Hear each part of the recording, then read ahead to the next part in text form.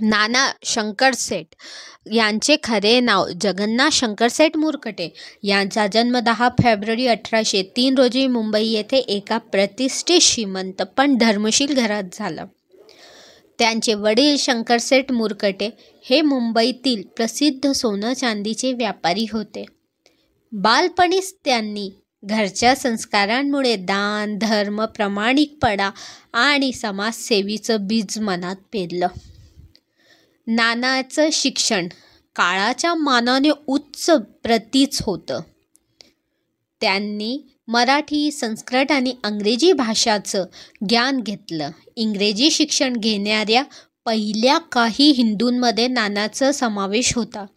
त्यांना इंग्रजी आणि परदेशी शिक्षण संस्था कशा कार्य करत होत्या यांची स्पष्ट जाण होती. त्यांची ही दृष्टी पुढे समाजकार्याच्या प्रत्येक निर्णयात दिसून आली. त्या काळात बालविवाह, स्त्रियांवरील अन्याय, अस्पृश्यता अशा अनेक सामाजिक व्याधी होत्या. नानांनी या समस्यांवर थेट उपाययोजना सुरू केल्या. ते म्हणतं, समाज पुढे नेण्यासाठी शिक्षण आणि समानता हवीच. नानांनी native school and book society स्थापन केली. यामार्फत विद्यार्थ्यांना मराठी आणि इंग्रजी भाषांमध्ये शिक्षण पुरवले गेले. नानांचा एक महत्त्वाचा कार्यभाग म्हणजे स्त्री शिक्षण. त्यांनी समाजात यासाठी प्रचंड संघर्ष केला. पहिल्या मुलीच्या शाळा सुरू करणाऱ्या ब्रिटिश शिक्षिका मिसेस फरान यांना मदत करणारे पहिले भारतीय नाना शंकरशेठच होते. त्यांनी समाजाच्या विरोधाला न जुमानता मुलींच्या शिक्षणासाठी निधी दिला, जागा उपलब्ध करून दिली आणि मानसिक आधारही दिला. भारतामध्ये 1853 साली सुरू झालेली पहिली रेल्वे मुंबई-ठाणे दरम्यान धावली. या रेल्वेच्या ग्रेट इंडियन पेनिन्सुला रेल्वे कंपनीचे पहिले भारतीय संचालक म्हणजे नाना शंकरशेठ. त्यांनी रेल्वेचा प्रचार केला, लोकांना तिचं महत्त्व पटवून दिलं. त्यामुळे नानांना रेल्वेचे शिल्पकार असेही म्हटले जाते. त्यांनी मुंबईच्या शहर विकासात सुद्धा महत्त्वाची भूमिका बजावली. मुंबई विद्यापीठ, जे स्कूल ऑफ आर्ट्स, जे हॉस्पिटल यासारख्या संस्थांमध्ये त्यांनी मोठ्या प्रमाणात देणग्या दिल्या. नाना हे ब्रिटिश अधिकाऱ्यांशी चांगले संबंध ठेवून भारतीय हितासाठी काम करणारे एक प्रभावशाली व्यक्तिमत्व होते. ब्रिटिश शासनाकडे भारतीयांच्या मागण्या पोहोचवणारा एक सच्चा दूत होता.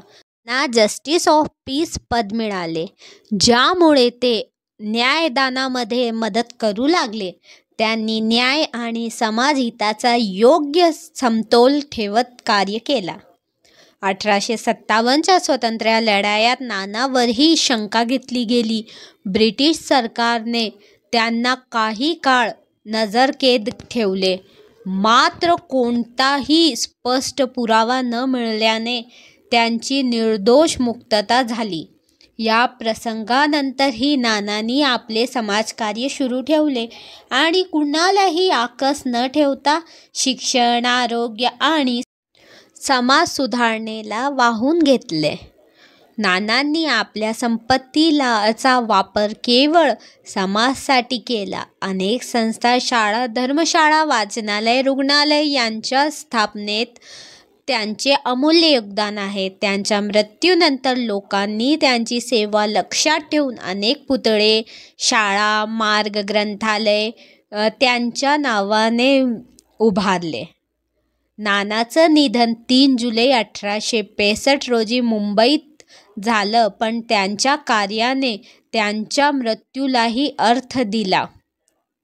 आजही मुंबईतला नाना चौक, नाना शंकरपेठ स्मारक, शाळा, संस्था त्यांचे स्मरण करत असतात.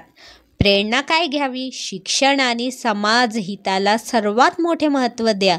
आपल्या श्रीमंतीचा उपयोग समाजाच्या उन्नतीसाठी करा. बदल हळूहळू येतो, पण तो योग्य दिशेनं घडवणं हेच खरं नेतृत्व. स्त्री शिक्षण आणि समानतेसाठी लढणं हीच खरी सुधारणा आहे. नाना शंकरशेठ हे भारतीय समाज सुधारणेचे एक खरे शिल्पकार होते.